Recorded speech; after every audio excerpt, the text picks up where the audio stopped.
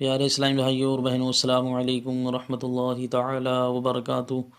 نحمدہ ونصلی علی رسولہ الکریم۔ پیارے اسلامی بھائیوں اور بہنوں، اس ویڈیو میں ہم آپ کو یہ بتائیں گے کہ نماز کے بعد سر پر ہاتھ رکھ کر کیا پڑھتے ہیں، کیونکہ ہمارے بہت سارے اسلامی بھائیوں اور بہنوں نے ہم سے کمنٹ کے ذریعے پوچھا کہ آپ یہ بتائیں کہ نماز کے بعد سر پر ہاتھ رکھ کر کیا پڑھتے ہیں۔ لہٰذا ہم اپنے ان سبھی اسلامی بھائیوں اور بہنوں کی وجہ سے یہ ویڈیو بنا رہے ہیں۔ تو لیجئے پیارے اسلامی بھائیوں، اب میں آپ کو بتاتا ہوں کہ نماز کے بعد سر پر ہاتھ رکھ کر کیا پڑھتے ہیں۔ لیکن اس سے پہلے ہم آپ سے گزارش کرتے ہیں کہ آپ ہماری اس ویڈیو کو لائک ضرور کریں، کیونکہ آپ کا لائک کرنا ہی ہماری محنت کا پھل اور صلہ ہے۔ اور ہمارے چینل اسلامی ایجوکیشن انڈیا کو بھی ضرور سبسکرائب کریں۔ سبسکرائب کرنے کے بعد گھنٹی کا نشان دبانا نہ بھولیں، تاکہ ہماری آنے والی ہر نئی ویڈیو آپ کے پاس سب سے پہلے پہنچے اور آپ سب سے پہلے سنیں اور دیکھیں۔ اور اگر آپ چاہیں تو آپ ہماری اس ویڈیو کو شیئر بھی کر سکتے ہیں، تاکہ ہمارے دوسرے اسلامی بھائی بھی اس سے فائدہ اٹھائیں اور آپ کو ایک دینی اور اچھی بات دوسروں تک پہنچانے کا فائدہ اور ثواب ملے۔ لہٰذا آپ یہ ثواب کا موقع اپنے ہاتھ سے نہ جانے دیں۔ تو لیجئے پیارے اسلامی بھائیوں، میں آپ کو بتاتا ہوں کہ نماز کے بعد سر پر ہاتھ رکھ کر کیا پڑھتے ہیں۔ لیکن اس سے پہلے ہم آپ کو یہ بتانا ضروری سمجھتے ہیں کہ نماز کے بعد سر پر ہاتھ رکھ کر کوئی وظیفہ پڑھنا یا کوئی عمل کرنا یہ فرض یا واجب نہیں ہے۔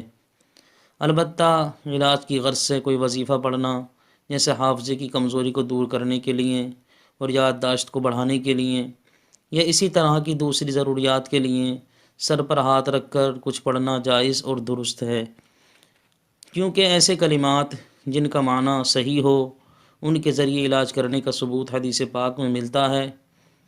جیسے کہ بخاری شریف کی حدیث میں ہے، حضرت عائشہ صدیقہ رضی اللہ تعالی عنہ سے روایت ہے، آپ فرماتی ہیں کہ نبی کریم صلی اللہ علیہ وسلم جب بیمار ہوتے تو معوذات یعنی سورہ اخلاص یعنی قل هو اللہ احد، سورہ فلق یعنی قل اعوذ برب الفلق، سورہ ناس یعنی قل اعوذ برب الناس پڑھ کر اپنے اوپر پھونک مارتے۔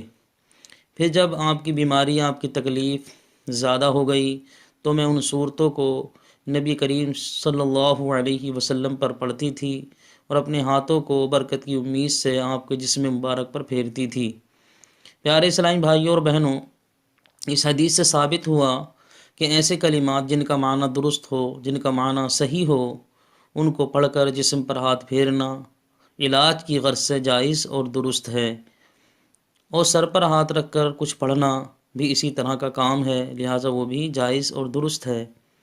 اور خود حضور نبی کریم صلی اللہ علیہ وسلم سے بھی یہ کام ثابت ہے کہ حضور نبی کریم صلی اللہ تعالی علیہ وسلم سر پر ہاتھ رکھ کر نماز کے بعد کچھ پڑھتے تھے۔ جیسے کہ حضرت انس رضی اللہ تعالیٰ عنہ سے روایت ہے، حضرت انس کہتے ہیں کہ جب حضور نبی کریم صلی اللہ علیہ وسلم نماز سے فارغ ہوتے تو اپنے دائیں ہاتھ سے اپنی پیشانی پر مسح فرماتے، یعنی اپنا دایاں ہاتھ ماتھے پر رکھتے اور یہ الفاظ پڑھتے۔ وہ الفاظ کیا ہیں پیارے اسلامی بھائیوں، آپ غور سے سنیں۔ بسم اللہ الذی لا الہ الا هو الرحمن الرحیم، اللہم اذہب عنی الہم والحزن۔ اس کا ترجمہ بھی سننے پیارے اسلامی بھائیوں اور بہنوں۔ اللہ کے نام سے شروع، جس کے علاوہ کوئی معبود نہیں ہے، وہ بڑا مہربان نہایت ہی رحم والا ہے۔ اے اللہ، مجھ سے غم اور مصیبت کو دور فرما۔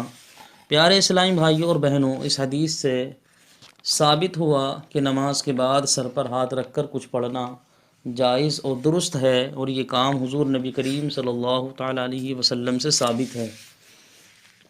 تو اب پڑھنا کیا ہے پیارے اسلامی بھائیوں، میں آپ کو بتاتا ہوں، یعنی نماز کے بعد سر پر ہاتھ رکھ کر پڑھنا کیا ہے۔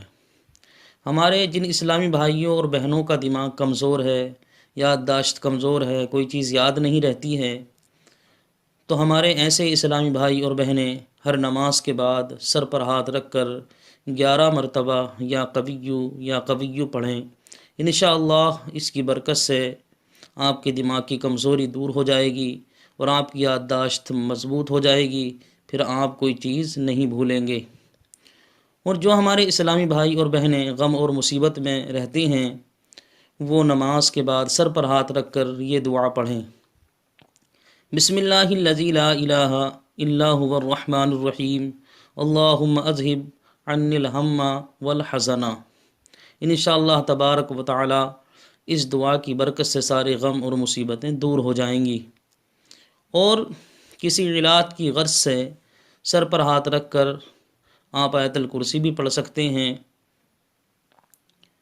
لہٰذا پیارے اسلامی بھائیوں، ہم نے آپ کو یہ بہت ہی آسان لفظوں میں سمجھا دیا کہ سر پر ہاتھ رکھ کر کیا پڑھتے ہیں، اور یہ بھی بتا دیا کہ یہ کام حضور سے ثابت ہے۔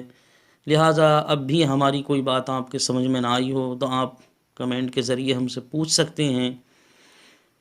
آخر میں ہم آپ سے یہ گزارش ضرور کریں گے کہ آپ ہماری اس ویڈیو کو لائک ضرور کریں، اور ہماری ہر ویڈیو کو دیکھنے کے لیے ہمارے چینل اسلامی ایجوکیشن انڈیا کو سبسکرائب اور گھنٹی کا نشان دبانا نہ بھولیں۔ اور ہم آپ کو یہ خوشخبری بھی دینا چاہیں گے کہ ہمارے چینل اسلامی ایجوکیشن انڈیا پر ہر روز ایک ویڈیو اپلوڈ کی جاتی ہے۔